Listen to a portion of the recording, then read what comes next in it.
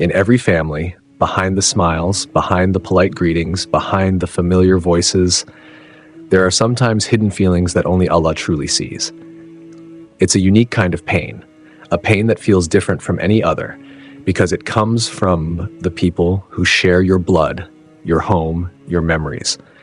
You're sitting with them, they smile, they say all the right things, but something inside tells you that their heart isn't sitting with you.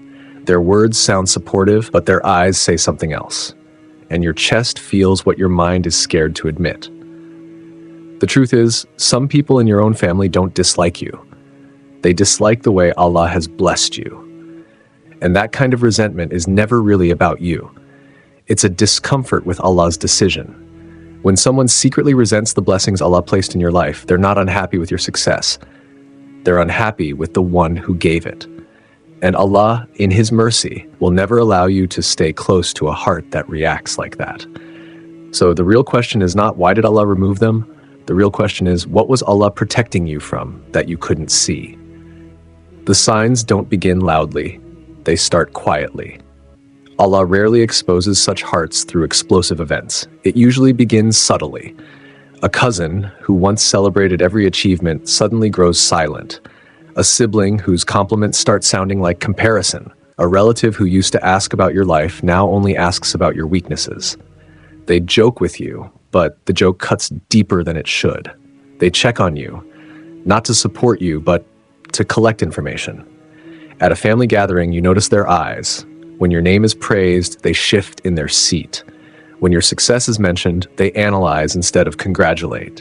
And you tell yourself, maybe I'm just imagining this. Maybe they're tired. Maybe I'm overthinking. But deep down, your heart knows. Because Allah is the one exposing what you weren't seeing.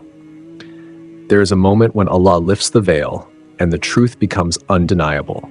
Some people in your family don't want good for you because they cannot handle what Allah gave you. Allah says in Surah An-Nisa, do they envy others for what Allah has given them? This ayah isn't just about strangers, it's about hearts. Any heart that resents the blessing Allah places on someone else. And when that heart sits within your family, Allah does not shame you for feeling hurt. He simply warns you, gently, quietly, early, because the heartbreak would be far worse if He let you stay blind. Your heart feels what their tongue tries to hide. What a person hides inside their chest, Allah sees clearly. And Allah will not let you remain close to someone who quietly wishes your blessings would disappear. Suddenly, speaking to that relative feels heavier than before. You share good news. They respond with comparison. You mention a blessing. They point out a flaw. You speak with gratitude. They remind you that someone else has more. You convince yourself it's their personality. They're just stressed. I shouldn't be so sensitive. But personalities don't make your chest tighten before a phone call. Personalities don't make your soul feel exhausted after a 5-minute chat. Personalities don't make your joy shrink in their presence.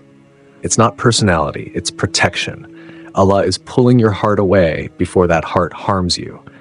And jealousy, it never stays hidden. It slips into jokes, into tone, into silence, into repeated comments that sting just a little too sharply. A jealous relative will make you feel guilty for being blessed, treat your happiness like it's too loud, shrink your progress, magnify your mistakes, give you advice that confuses you, not lifts you. And this is the very beginning of Allah's mercy.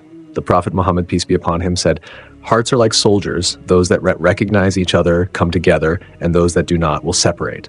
Your heart recognizes theirs. Even when you try to deny it, Allah protects you through discomfort. When Allah wants to protect you, He doesn't always create a dramatic moment. Sometimes conversations feel different. The connection becomes harder to maintain. You start feeling heavy after seeing them. You stop trusting their reactions.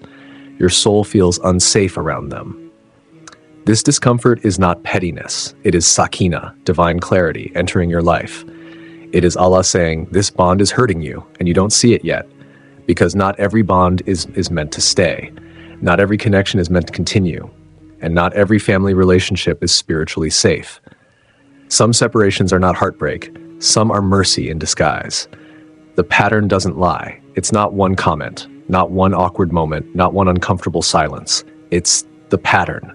They praise others, but never you. They celebrate others' blessings, but never yours.